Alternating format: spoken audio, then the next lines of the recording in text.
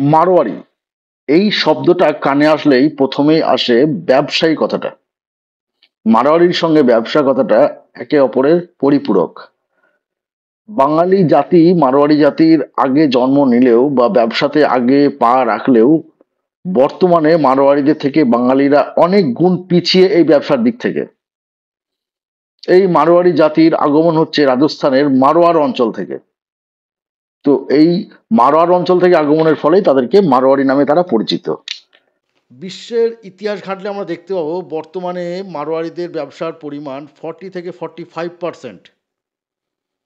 Even আমাদের ভারতবর্ষে যদি হিসেব করি, যত বড় এডুকেটেড বাঙালি থাকুক না কেন, ব্যবসার দিক থেকে মারোয়ারিদের কাছ থেকে অনেক গুণ পিছিয়ে এরা।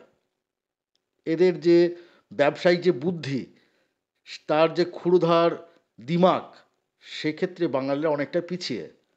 আপনি হয়তো দেখতে পাবেন বাঙালিদের ওয়েল এডুকেটেড দেখতে পাবেন, স্মার্ট পারসন দেখতে পারবেন, বড় চাকুরিজীবী দেখতে পাবেন, কিন্তু এই ব্যবসায়ী দিকে গেলেই মারোয়ারিদের পরিচয়টা পাওয়া যায়। তো চলুন, আজকের আলোচনার বিষয় হচ্ছে আমাদের মারোয়ারিদের এই যে এত ব্যবসায়িক বুদ্ধি, এর রহস্যটা কী। তো অনুরোধ রইল, যদি চ্যানেলটি ভালো লাগে আমাদের অবশ্যই লাইক কমেন্ট করে পাশে থাকবেন, এবং অনুরোধ রইল সাবস্ক্রাইব করে পাশে থাকবেন। তো আলোচনা করব আজকের বিষয় মারোয়ারিদের ব্যবসার গোপন কিছু রহস্য। প্রথমেই বলবো, মারোয়ারিদের ব্যবসার প্রথম এবং প্রধান রহস্য হচ্ছে এরা পরিবার কেন্দ্রিক। আপনি দেখবেন মারোয়ারিদের যে কোনো ব্যবসা এরা সাধারণত পরিবার নিয়ে করতে পছন্দ করে। ধরুন, একটা মারোয়ারিদের কোনো খাবারের দোকান বা পাটের গোডাউন বা কোনো রং বালি সিমেন্টের যে কোনো দোকানে আপনি দেখুন, আপনার আশেপাশে লক্ষ্য করলেই পাবেন। দেখবেন সেই দোকানটাতে বাবা হচ্ছে মালিক, তার যদি দু তিনটে ছেলে থাকে, তো বড় ছেলে হচ্ছে একটা কাজ করছে, ছোট ছেলে একটা কাজ করছে, মেজো ছেলে একটা কাজ করছে এই একই দোকানে। কিন্তু তারা চাইলে সেই কাজগুলো লেবার দিয়ে করিয়ে তিনটে ছেলে দিয়ে তিনটে আলাদা দোকান করতে পারতো, কিন্তু না, তারা এটা করে না। তারা কি করে, ওই পরিবারের মধ্যেই ব্যবসাটাকে সীমাবদ্ধ রাখে। এর কারণ কি, এই যে তিন চারটে লোক একটা পরিবার থেকে একটা দোকানে কাজ করছে, তার মানে কি, সেই পরিবারের যে ব্যবসাটাকে মন দিয়ে করবে তারা, তারা আরও বেশি সময় দেবে ব্যবসাটার কাছে।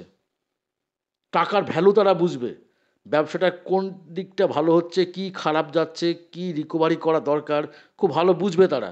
যেটা কোনো কর্মচারী বলুন, আপনি যত বেতনই দেন, সে কিন্তু অতটা মন দিয়ে করবে না, বা সে একটা নির্দিষ্ট টাইমের পর থাকবে না। যদি আপনার পরিবারের লোকগুলো সেগুলো করতে পারেন, তাহলে কিন্তু তারা যথেষ্ট সময় দেবে সেক্ষেত্রে, কারণ ব্যবসাটা নিজের। সেক্ষেত্রে আমরা বাঙালিরা পরিবারতন্ত্র তো কবেই ভুলে গেছি আমরা। একান্নবর্তী পরিবার অনেক দিন আগেই আমাদের উঠে গেছে, যেটা মারোয়ারিরা এখনও ধরে রেখেছে। সবচেয়ে আরেকটা দিক খেয়াল করে দেখবেন, মারোয়ারিদের যে সমস্ত বাচ্চা, যারা ছোটোবেলা থেকেই পরিবারের মধ্যে থেকে ব্যবসার ডিসকাশন তারা দেখতে পায়। বাবা মা যখন বাড়িতে আসে, দেখবেন ব্যবসা নিয়ে আলোচনা হয় তাদের। ইভেন ওই বাচ্চা শিশুটাকেও দোকানে নিয়ে গিয়ে তারা বসিয়ে রাখে, বা তার ব্যবসার জায়গায় তারা যোগাযোগ করে দেয় তাকে, যাতে করে সে ছোট থেকেই ব্যবসা জিনিসটা কী সে উপলব্ধি করতে পারে। ব্যবসা এই যে টেকনিক, সে যদি ছোট থেকে শিখতে থাকে, তাহলে খুব বেশি বড় হলে তার আর ব্যবসা সম্পর্কে আইডিয়া বা যে কনসেপ্ট, কোনটা ভালো কোনটা খারাপ, এটা বুঝতে খুব বেশি সময় তার লাগবে না। এর জন্যই তারা ব্যবসার দিক থেকে প্রত্যেকেই কম বেশি ক্ষুরধার তারা, যেটা বাঙালিদের ক্ষেত্রে নেই। বাঙালিরা আমরা কী মনে করি, উচ্চশিক্ষিত হলেই একটা ভালো চাকরি করতে হবে, একটা ভালো গাড়ি বাড়ি এসবগুলো দরকার।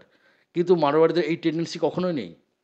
আপনি যে কোনো দেশের প্রান্তে খুঁজে দেখুন, সরকারি দপ্তরই বলুন বা প্রাইভেট সেক্টরই বলুন, দেখুন মারোয়ারি স্টাফ বা মারোয়ারি ম্যানেজার কটা রয়েছে। মারোয়ারি এমপ্লয় খুবই কম খুঁজে পাবেন আপনি, কারণ তারা চাকরি করতে খুব বেশি পছন্দ করে না। তারা নিজের স্বাধীনচেতায় ব্যবসা করতে খুব বেশি পছন্দ করে। এই কারণেই বিশ্বের 40 থেকে 45% ব্যবসা বর্তমানে মারোয়ারিদের নিয়ন্ত্রণে। আরেকটা জিনিস ফলো করলে পাবেন যে মারোয়ারিরা অর্থ যখন জমিয়ে ফেলে, তার মানে এই নয় যে তারা খুব বেশি রিল্যাক্সেশন পছন্দ করে। মানে ধরুন প্রচুর টাকা হয়ে গেল, মানে বা একটা দামি গাড়ি করতে হবে, বা দামি জুতো কিনতে হবে, দামি স্যুট পরতে হবে, এই ধরনের জিনিসের প্রতি খুব একটা বিলাসিতা তাদের নেই। তারা সাধারণত নর্মাল পোশাকেই তারা বেশি পছন্দ করে, সাধারণের মতো থাকে তারা বেশি পছন্দ করে, তারা দেখানোতে বেশি বিশ্বাসী নয়। আর আমাদের সাধারণ মানুষদের কী হয়, যারা বাঙালি বা অন্যান্য জাতি, তারা কী করি, একটু বেশি ইনকাম করলে একটা দামি ব্র্যান্ডেড শার্ট, দামি ব্র্যান্ডেড ঘড়ি, একটা দামি গাড়ি, লাক্সারি বাড়ি, এগুলোই পছন্দ করি আমরা। কিন্তু মারোয়ারিদের ক্ষেত্রে সম্পূর্ণ উল্টো। তারা জানে যে বিজনেস যদি তারা এগিয়ে নিয়ে যেতে পারে, তাহলে তাদের আগামী 10 প্রজন্ম আরও এরকম জিনিস 10টা কিনতে পারবে। কিন্তু তার পিছনে তারা অপব্যয় জিনিসটা তারা পছন্দই করে না। পয়সার যে অপব্যয় সেই জিনিসটা তারা পছন্দই করে না তারা। এই কারণেই তারা বাঙালিদের চাইতে অনেক গুণ বেশি এগিয়ে। আরেকটা বড় কারণ বলবো এদের ব্যবসা উন্নতির পিছনে, সেটা হচ্ছে এরা যখনই কোনো কিছুর পিছনে ইনভেস্ট করে, তখন সেই ইনভেস্ট করার আগে এরা অনেকগুণ ভেবে নেয় যে সেই ইনভেস্টটা তারা লং টার্ম প্রসেসের জন্য করবে। স্বল্প মেয়াদি কোনো ইনভেস্টমেন্টে তারা যেতে চায় না। সে ব্যবসায়ী হোক বা কোনো জায়গা জমি কেনাতেই হোক বা ধার দেওয়াতেই হোক। মানে এমন নয় যে অল্প কিছু ইনভেস্ট করলাম, করে চটজলদি লাভ হয়ে যাবে, এই ধরনের প্ল্যানিং কিন্তু ওদের মধ্যে পাবেন না। আপনি আশেপাশে ফলো করলে দেখতে পারবেন যে আমাদের বাঙালিদের মধ্যে ধারণা রয়েছে যে অল্প কিছু ইনভেস্ট করলাম আর তাড়াতাড়ি রাতারাতি বড়লোক হতে হবে। এই ধারণাটা কিন্তু ওদের মধ্যে নেই। মারোয়াড়ি জাতির মধ্যে বরাবরই ধারণা হচ্ছে স্বল্প মেয়াদী প্রকল্পে ওরা বিশ্বাসী নয়। লং টার্ম প্রসেসে ওরা বেশি স্বাচ্ছন্দ্য বোধ করে। এই কারণেই আজকে তাবড় তাবড় বিজনেসম্যানের লিস্টে আজকে মারোয়াড়িদের নাম। আপনি আমাদের ভারতবর্ষের বড় বড় কোম্পানিগুলোকে দেখুন, মাল্টিন্যাশনাল কোম্পানি, এয়ারটেল বলুন, জোম্যাটো বলুন, বাজাজ বলুন, ডিম্যাট বলুন, এই সমস্ত কোম্পানি দেখুন সবই মালিকানা হচ্ছে মারোয়াড়ি। তাহলে বাঙালি নেই কেন? বাঙালি কোথায় হারিয়ে গেল? বাঙালি আছে, কিন্তু বাঙালি সেই বুদ্ধির ধিক্কার নেই। বাঙালি সেই ঝুঁকি নিতে পছন্দ করে না। এই কারণে বাঙালি আজকে অনেক পিছিয়ে এবং মারোয়াড়ি অনেকটাই এগিয়ে। মারোয়াড়িদের আরেকটা জিনিস ভালো করে দেখতে পাবেন যে এরা সাধারণত হলুদ ধাতুর প্রতি বেশি লোভ এদের। মানে গোল্ড, গোল্ডের পিছনে এদের খুব বেশি ইন্টারেস্ট এবং এর পিছনে ইনভেস্ট করতেও পছন্দ করে। আপনি লক্ষ্য করবেন যে কোনো মারোয়াড়িকে দেখবেন তার গলায় একটা মোটা সোনার চেন বা হাতের 10টা আঙুলে দেখবেন হাতে আংটি পরে রয়েছে সোনার।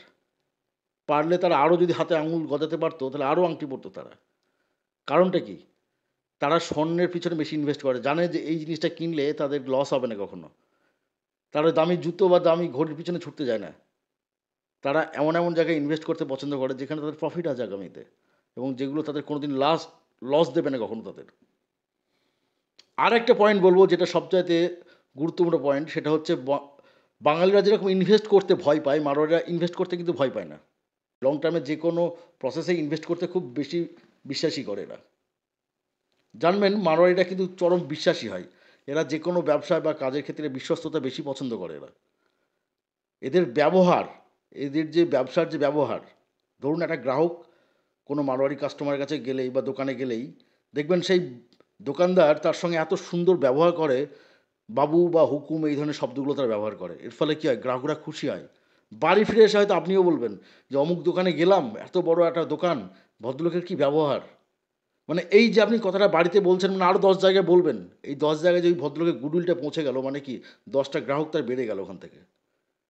এই যে তার আর্থিক যে লেনদেনের যে ব্যবহারটা গ্রাহকদের সঙ্গে, এটা কিন্তু একটা ব্যবসার বড় নীতি, এটা একটা, যেটা মারোয়াড়িদের মধ্যে খুব প্রবলভাবে দেখা যায়।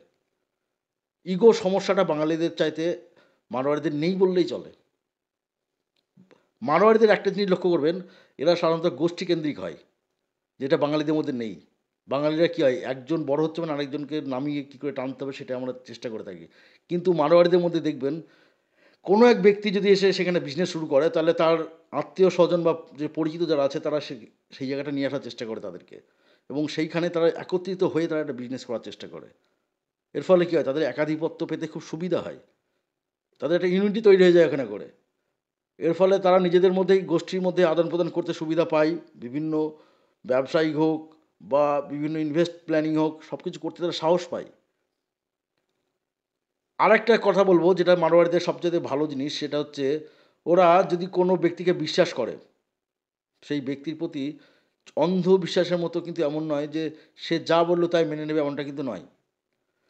সব কিছু কিন্তু ওরা হিসেব নিকেশের উপর বিশ্বাসী।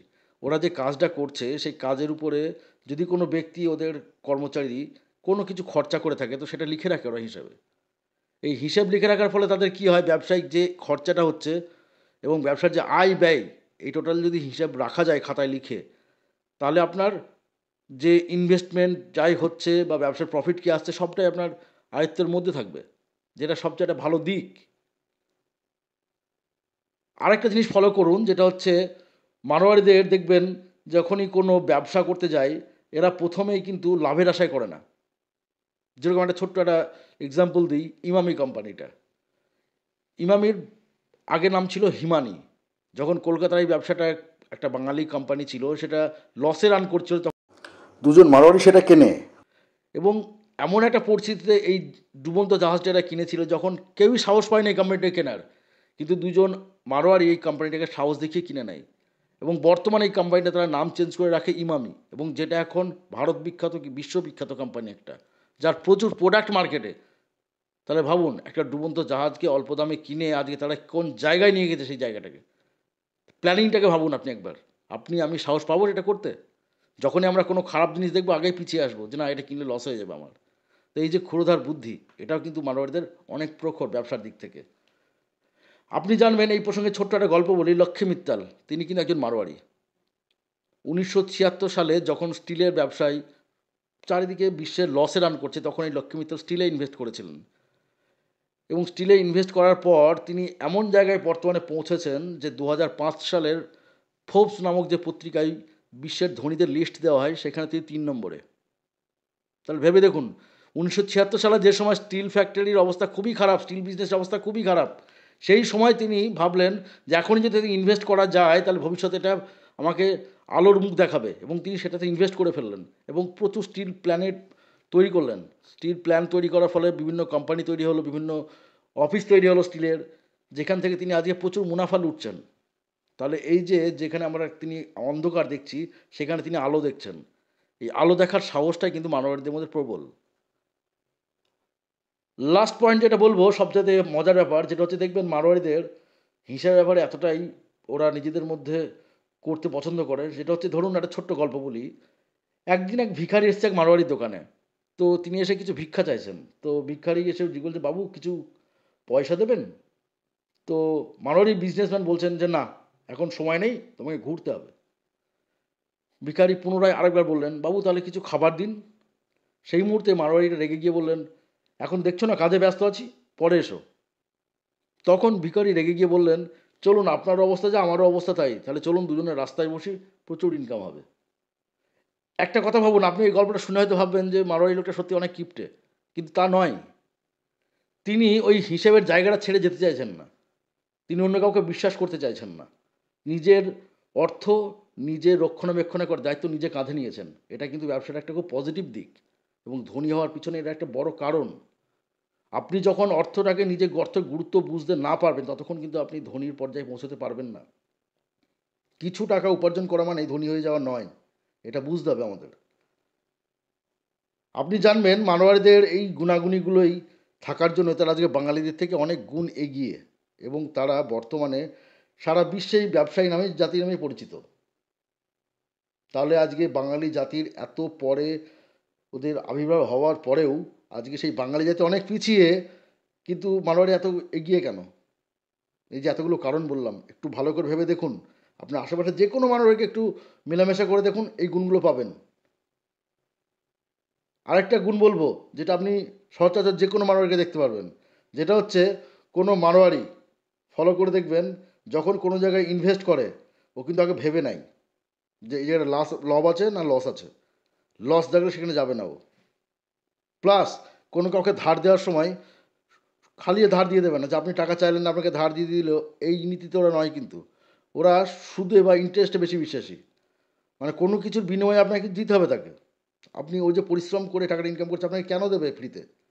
আপনার অভাব লেগেছে, আপনার অসুবিধা হয়েছে, আপনি অন্যের সঙ্গে ধার নিতে পারেন, কিন্তু তার বিনিময়ে ওনাকে ইন্টারেস্ট দিতে হবে।